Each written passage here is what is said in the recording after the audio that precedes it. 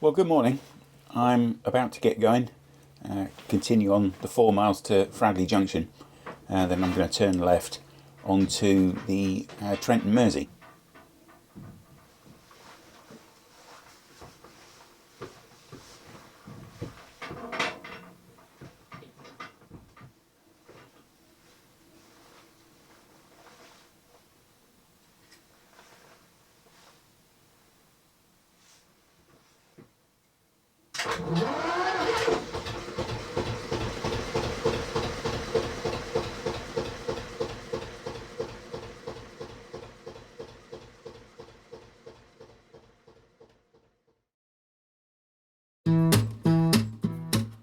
If you see them coming, please try not to stand in their way.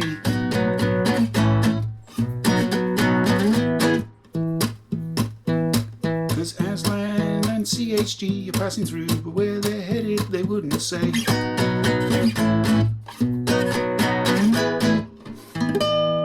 Though I'm sure it's far away.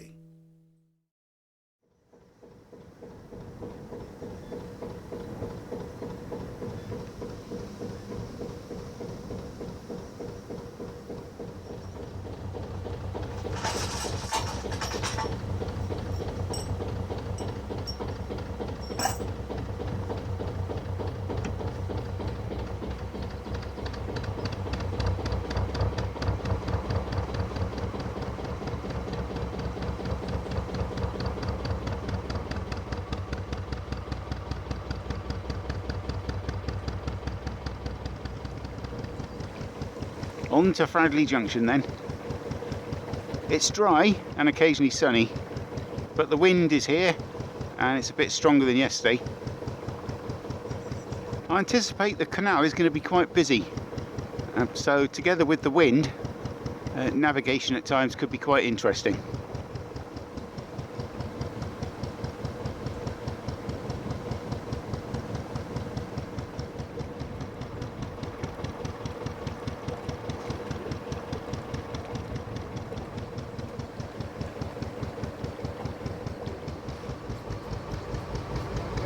All right. No, I'm going up north. I am.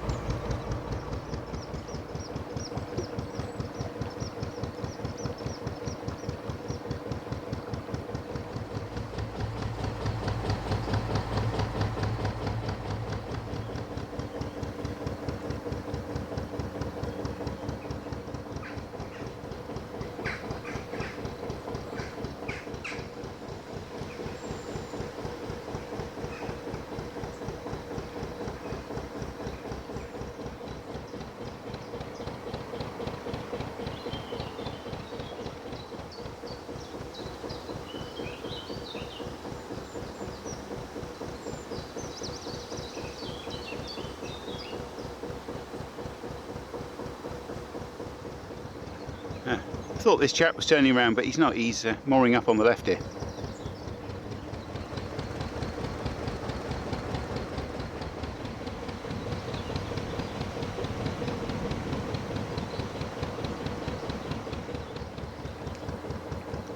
This stretch of the Coventry I came to know extremely well, because in 2022, after I came down the Trent Mersey in season 8, I got the strong urge for another motorbike, and I went into King's Orchard Marina just up here, and I stayed there for about a year, and in that time went off and filmed season 9. Oh, and rode my motorbike around England, parts of Wales and Scotland, and France, as you do.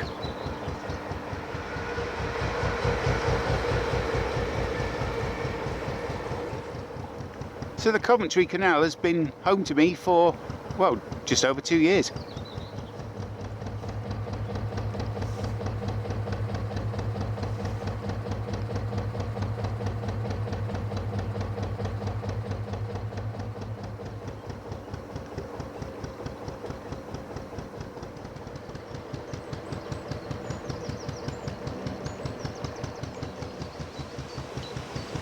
An excellent piece of news, in case you haven't heard, and coming up just ahead, is that the horrendously expensive and completely unnecessary high-speed rail link between London and the north of England has been cancelled, at least from Birmingham onwards. And as we're way past the north of Birmingham, the construction works for the rail link in this area and through Fradley Junction are no more.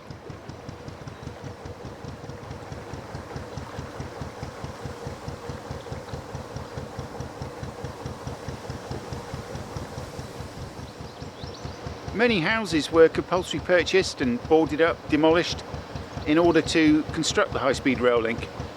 Now that it's been cancelled, the houses that are remaining are now being offered back to the original owners, but at a hugely inflated price, way more than they were given in the compulsory purchase.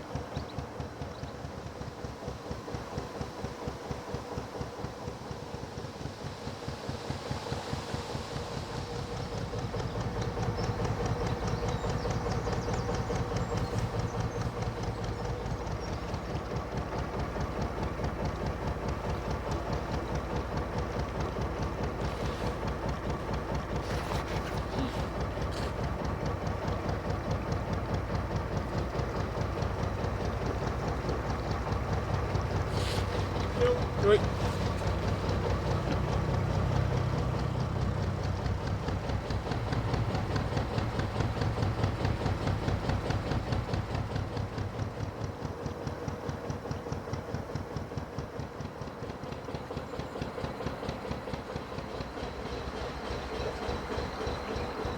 Streatham Wharf.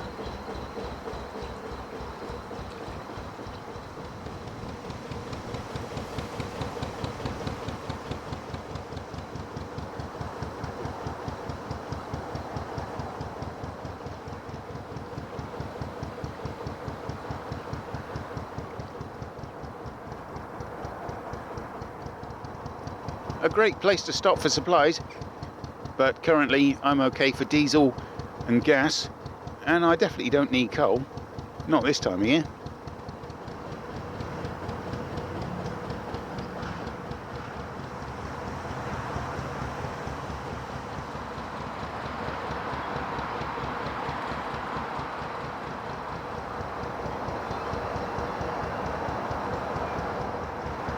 A chap on a boat just shouted out that his brother's name is Aslan. I didn't realise that people were called Aslan. I just thought it was a fictional name from The Lion, the Witch and the Wardrobe, the Chronicles of Narnia.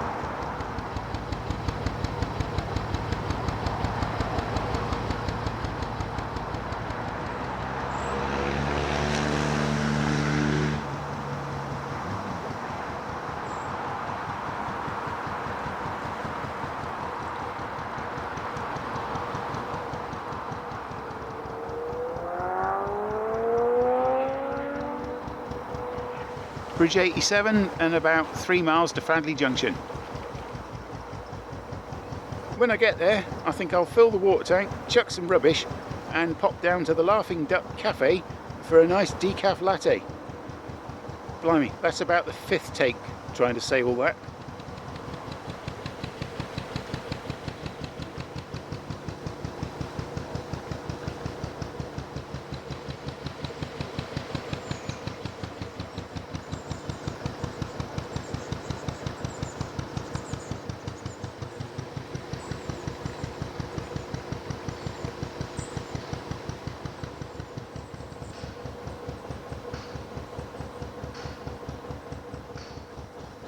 These moorings are new.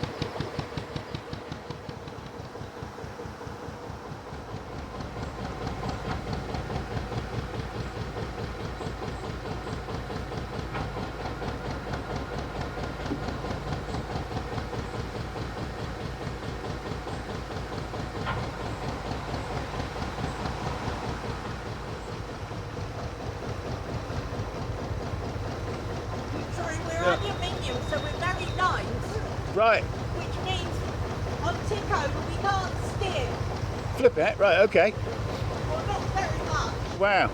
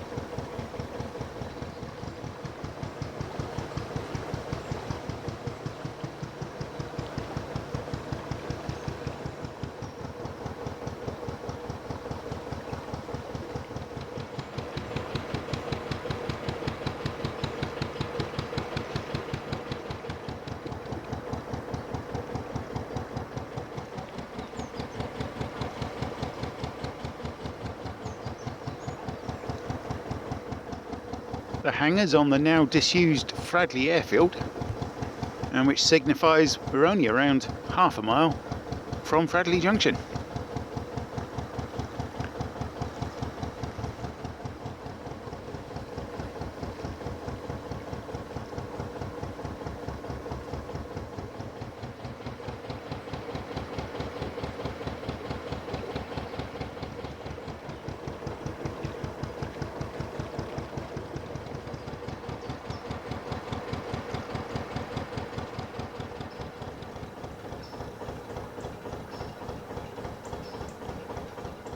Unusually some available moorings, but it's sod's law that on this occasion I'm not mooring up, though I do need a spot at the water point.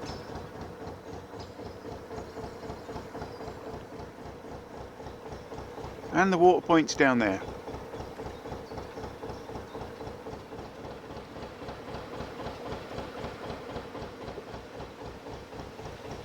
The swing bridge and the famous Fradley Junction just beyond.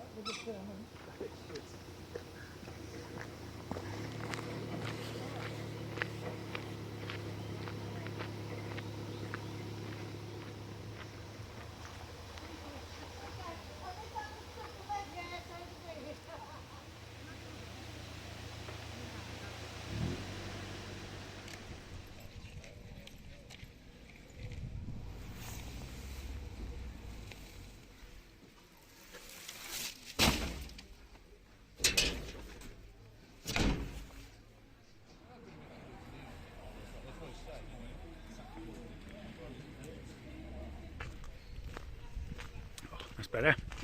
If you'd like to see a full tour of Fradley Junction, as well as inside the Swan pub, check out season 9, episode 3.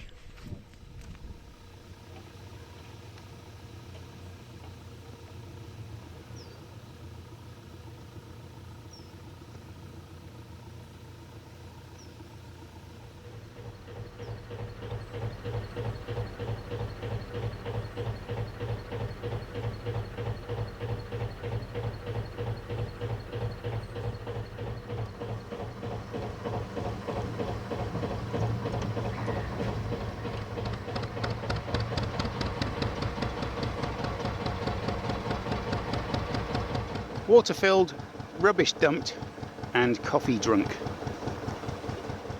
Now to just get through this swing bridge, and then I'll have to get off and close it. And there's 3 locks in quick succession once I turn left here. So the plan is to get through those 3. It might take a while because it's very busy today. And just after the 3rd lock, Wood End lock, there's a nice mooring spot there, which I've stayed at before.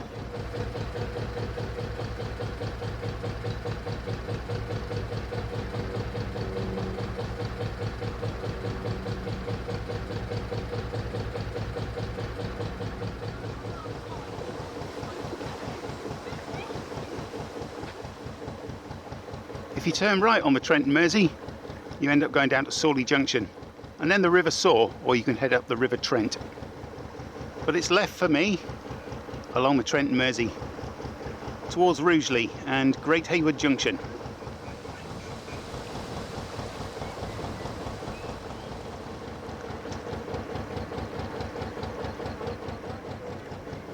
Now there were some volunteers here, but it looks like they might have disappeared.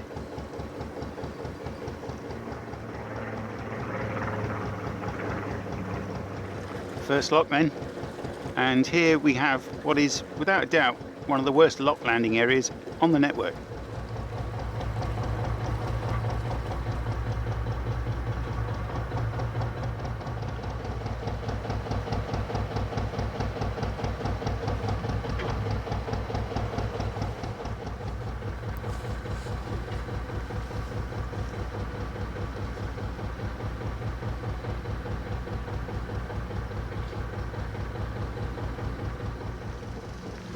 And now it started raining. This wasn't on the forecast. And now it's stopped again.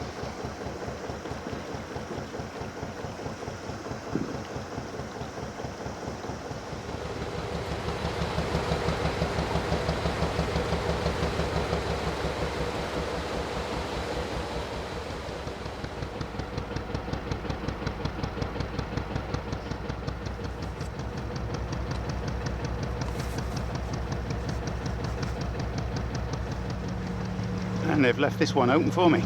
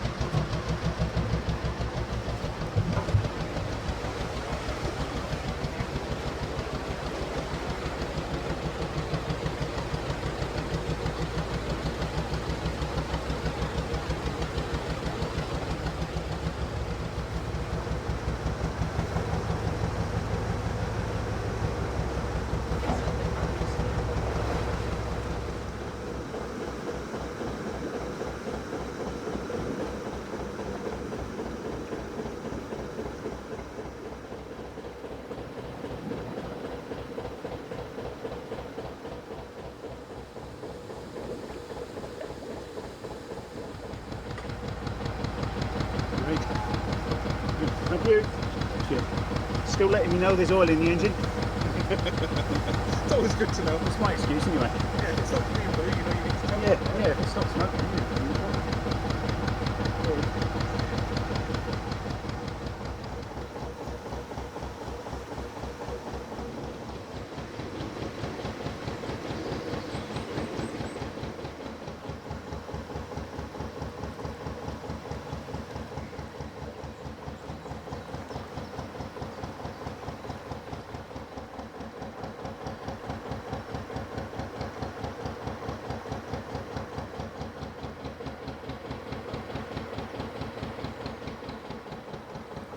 a large part of this woodland was felled to make way for HS2, which, as I say, isn't happening now.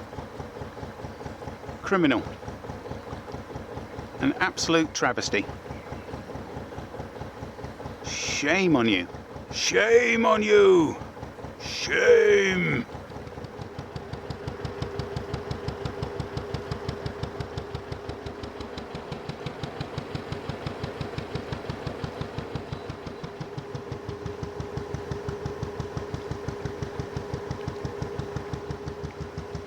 This is the Trent Mersey then.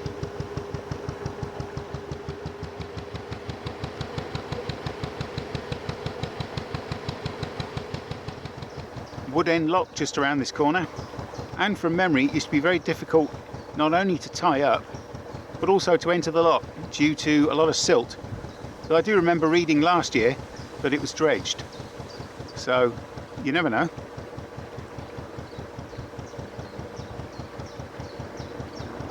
Wood end lock, and I think there is actually a boat about to come out. That will work very well in my favour.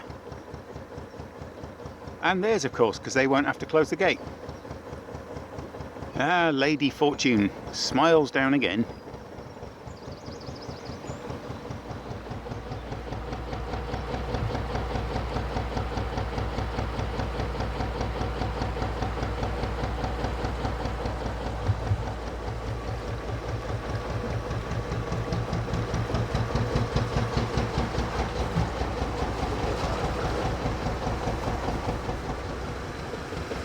The once fabulous cottage, which was sadly compulsory purchase ordered.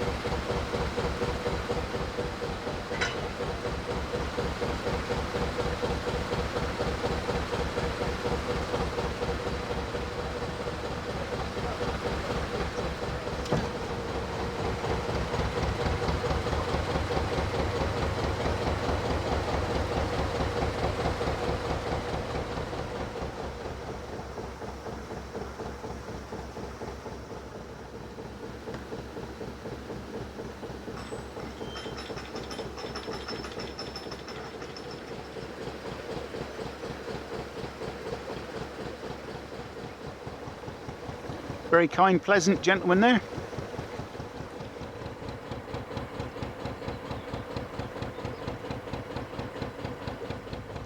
No, sadly, there's no moorings. Nothing now until Handsacre, which is about 2 miles away, so not too bad.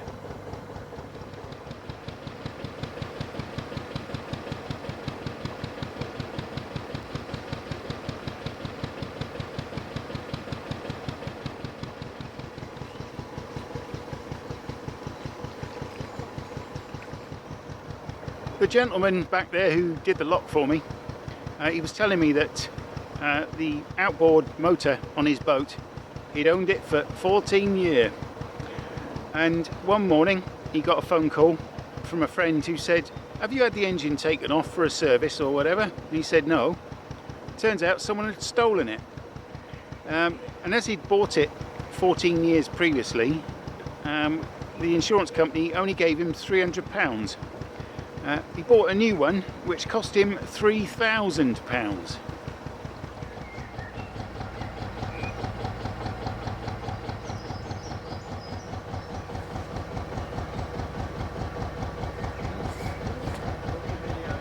Oh, thank you. Thank you very much. Yeah, still at it.